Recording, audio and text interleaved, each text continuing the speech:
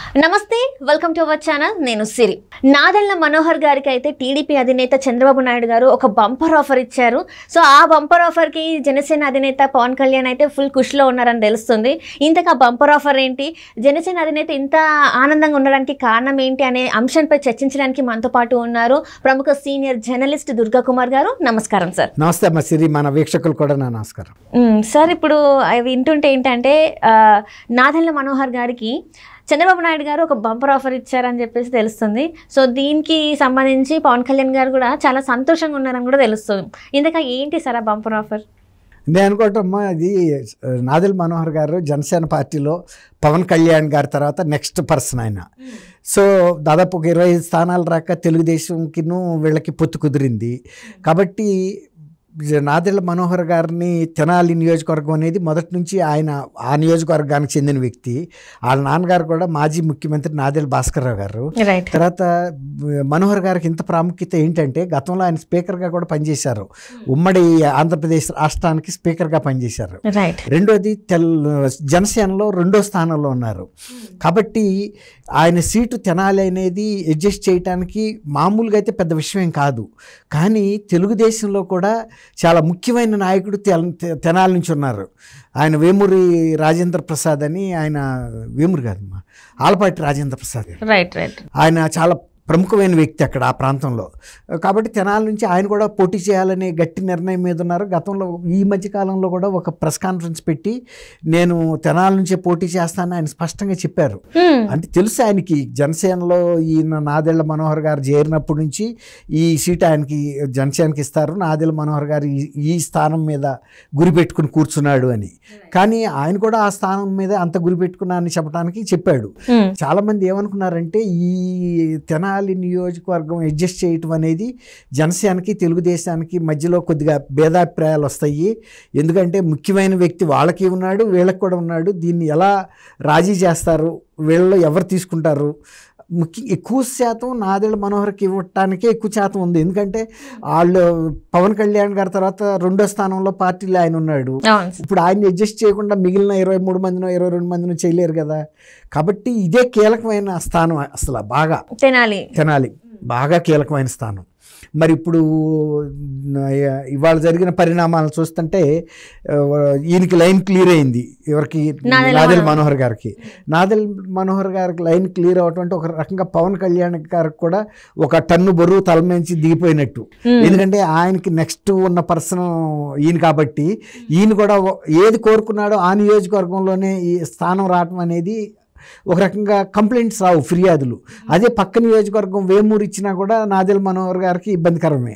లేదు ఇంకో పక్కన గుంటూరు రేపు ఇంకోటి ఇచ్చినా కూడా కొంచెం ఆయనకి ఇబ్బంది. ఎందుకంటే వాళ్ళకి హోల్డ్ ఉన్నది ఆయనకి ఎక్కువగా అక్కడే తెనాలిలో. ఆ తలనొప్పి అనేది ఒకటి నివారణ అంటే పరిష్కారం అయిందనేది పవన్ కళ్యాణ్ గారికి ఒక మానసికంగా కొంత ఆనందాన్ని ఇచ్చే విషయం, కొంత భారం కూడా తగ్గిపోయింది. అది చాలా కీలకమైన స్థానం కాబట్టి 2 పార్టీ మధ్యలో ఒక టై ఏర్పడుతుంది, ఒక పీఠముడి పడిపోద్ది అనుకున్నారు. పీఠముడి పడుతుంది అనుకున్న స్థానం ముందు క్లియర్ అయిందంటే ఒక రకంగా తెలుగుదేశానికి కూడా కొంత ఒక ఇబ్బంది తొలగిపోయినట్టే. రాజేంద్ర ప్రసాద్ గారిని పక్కనున్న రేపల్లిలో కూడా ఆయన పోటీ చేయించవచ్చు. ఎందుకంటే ఆలపాటి రాజేంద్ర ప్రసాద్ గారికి కొంచెం జిల్లా మొత్తంలో కూడా పేరుంది. ఆ పక్క నియోజకవర్గంలో ఆయన గెలవలేని పరిస్థితి ఉండదు. కాకపోతే ఏంటంటే తెనాలి నేను కూడా బాగా హోల్డ్ ఉంది, నేను ఎందుకు వదులుకోవాలి, ఎన్నిసార్లు పోటీ చేసి గెలిచా కదా అనే ఒక ఫీల్, ఇగో.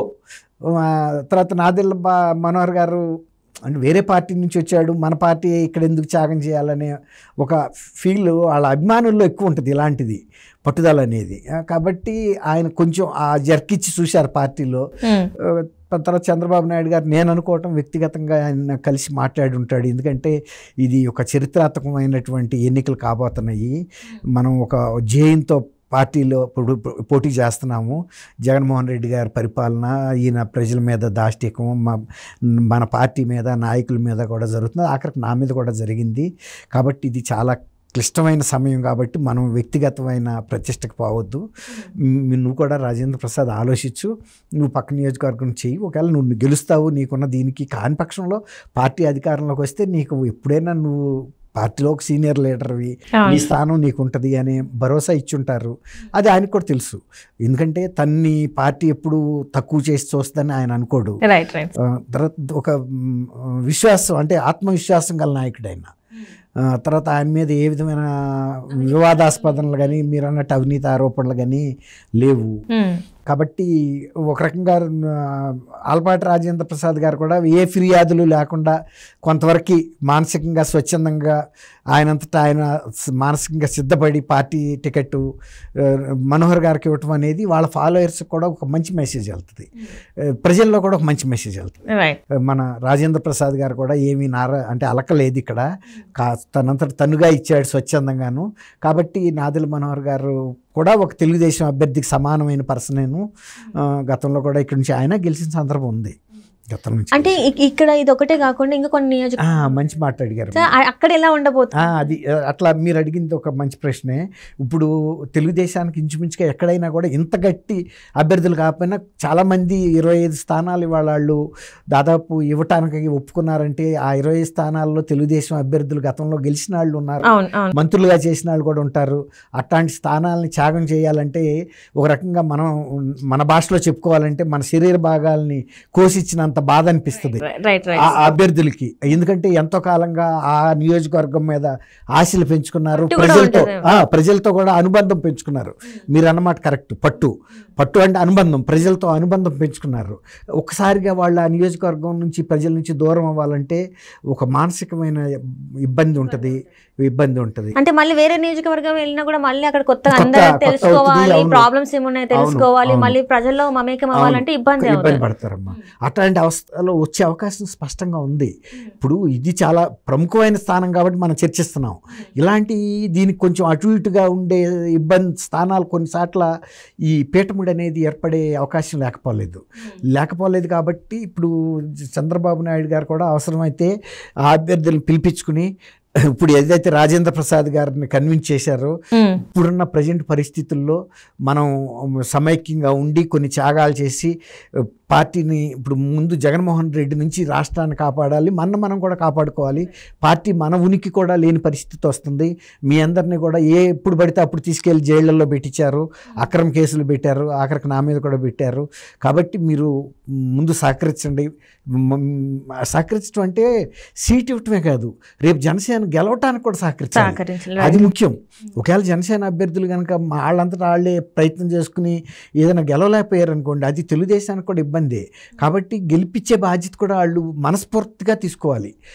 సీటు వదిలేసుకున్నా కూడా అరకొరగా సరైన సహకారం అది కరెక్ట్. అంటిముట్టినట్టుగా ఉంటే కనుక అభ్యర్థులు గెలిచేది కష్టం. గెలవపోయినప్పుడు తెలుగుదేశానికి కూడా కావాల్సిన సీట్లు ఎక్కడి నుంచి వస్తాయి కదా. అందువల్ల వాళ్ళని ఆ రకంగా మానసికంగా సిద్ధం చేసి ఆ అభ్యర్థుల్ని గెలిపించుకుని మీరిద్దరు చెయ్యి కలిపి పనిచేయండి. ఆ తర్వాత ప్రభుత్వంలోకి వచ్చినప్పుడు మనకి వీళ్ళకి చైర్మన్ పోస్టులు కాబట్టి అట్లా అకామిడేట్ చేయడానికి మ్యాక్సిమం ట్రై చేస్తారు. బాగా గట్టి నియోజకవర్గం తెనాలే పరిష్కారం అయింది అంటే ఇక దానికన్నా కూస్తే అటు ఇటుగా ఉండే నియోజకవర్గాల్లో పరిష్కారం జరగటానికి అంత కష్టపడాల్సిన అవసరం ఉండదు అనుకుంటున్నా. అయినా కూడా మీరు అన్నట్టు 1-2-3 స్థానాల్లో అట్లాంటి పరిస్థితి వచ్చినప్పుడు చంద్రబాబు గారు పవన్ కళ్యాణ్ గారు కూర్చుని దాన్ని పరిష్కరించుకోగలుగుతారని అనుకున్నాం. Right sir, right. Thank you so much sir, మీ విలువైన సమయాన్ని మాతో పాటు కేటాయించినందుకు ధన్యవాదాలు సార్. థ్యాంక్ యూ అమ్మా సిరి, మన వీక్షకులు కూడా నమస్కారం.